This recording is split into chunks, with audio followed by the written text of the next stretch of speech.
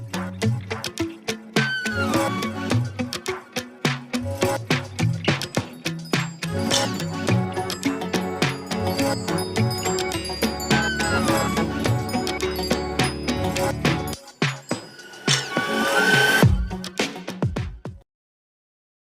करीम नबी अजीम सल्लल्लाहु अलैहि वसल्लम रहमतुल्लिल आलमीन और एक रोल मॉडल है।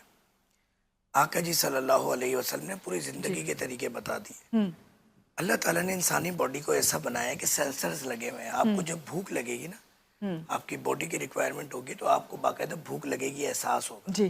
प्यास लगेगी तो एहसास होगा। हुँ, आपको एक शादीशुदा कपल ने अपनी अगर ज़िंदगी गुजारनी है कोई अज़वाजी, तो उसके लिए उनको एक डिमांड आती है, एक अंदर सेंसर्स काम कर रहे हुँ। हैं।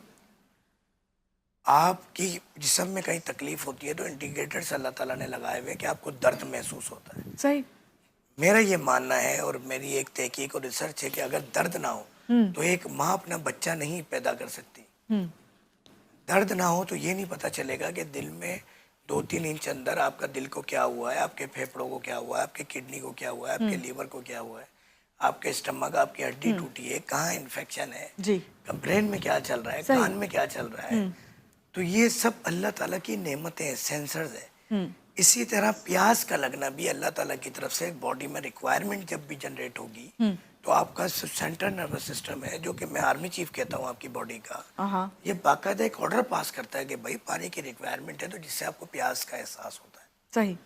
अफसोस की बात यह है कि हमारे उलमा हजरात, हमारे डॉक्टर हजरात, हमारे हुकुमा हजरात, हुँ, उनका काम ही यही है कि वो बताएं जी। कि पानी किस तरह पीना है। हम ये तक नहीं बताया आवाम को कि पानी किस तरह पीना है।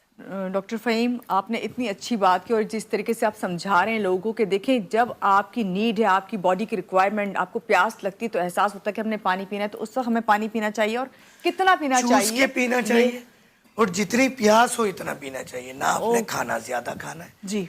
ना, मैं आपको बताऊं मेडिकली पॉइंट ऑफ व्यू से हुँ, ये भी हुँ। आपके लिए अलार्मिंग होगा कि जिसका जितने ये हथेली हैं दोनों, जी, जी। ये आपके स्टमक का साइज है। ओके। अब हम खाना कितना खाते होंगे, ये तो एक रोटी भी नहीं, इसमें ज्यादा है। समारी आपकी इस इसमें मुट्ठी आपने में। पानी भी हुँ। पीना है, आपने साथ में जो उसके साथ लिक्विड आप ले रहे होते हैं वाटर की शक्ल में, या तो ड्रिंक, अल्लाह माफ करे, यानी कि जहर। जो आपकी ये मुट्ठी है, इतना हैंडफुल आपका है, बिल्कुल, यही आपकी एक ये मील होना आपके चाहिए स्टमक का साइज है। और इस स्टमक के साइज के अंदर जो अल्लाह ताला ने एंजाइम्स बनाए, हुँ, जो कि उस खाने को जो मेटाबॉलाइज करेंगे, एब्जॉर्प्शन हुँ, होगी, विटामिन के अलग, मिनरल्स के अलग, सही। वो सब इसी से होगी। ओके।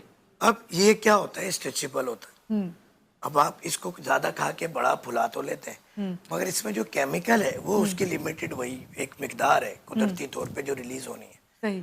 अब जब वो रिलीज नहीं होगी और वो उसको पूरा काम में नहीं लगी, तो अंदर ताफुन पैदा होगा। हुँ, जब वो चीज़ें हजम नहीं होंगी, पूरा फूड प्रोसेस नहीं होगा, तो अंदर गटर बन जाएगा आम फहम और फिर अल्फाजों इस के तरह की अंदर। बीमारियां जो हैं फिर पैदा डेफिनेटली होना वो हम शुरू होंगी। चाहे कितने भी अच्छे जिगर तो खा लें, कितनी अच्छी क्वालिटी के हम सही। खाने खा लें। डॉक्टर साहब, बड़ी अच्छी आपने बात की। यहाँ पे मैं बात करूँगी कि अभी आपने कहा वही बात मैंने फिर गुर्दों वाली बात करूँगी कि शुगर और गुर्दों के ऊपर ही जो हमारा फोकस है और हमारी कोशिश ये है कि जो पेशेंट अगर इसे देख रहे हैं, जो शुगर के जो मर्ज उन जिनको लाहक है, चाहे वो किसी एज ग्रुप के भी हैं, वो ये तरीका इलाज अपना के जो डॉक्टर फ़हीम बता रहे हैं, जिस तरह उन्होंने मेहनत की है और इसलिए मेहनत की है कि जो मरीज़ हैं वो सेहतियाब हो सकें।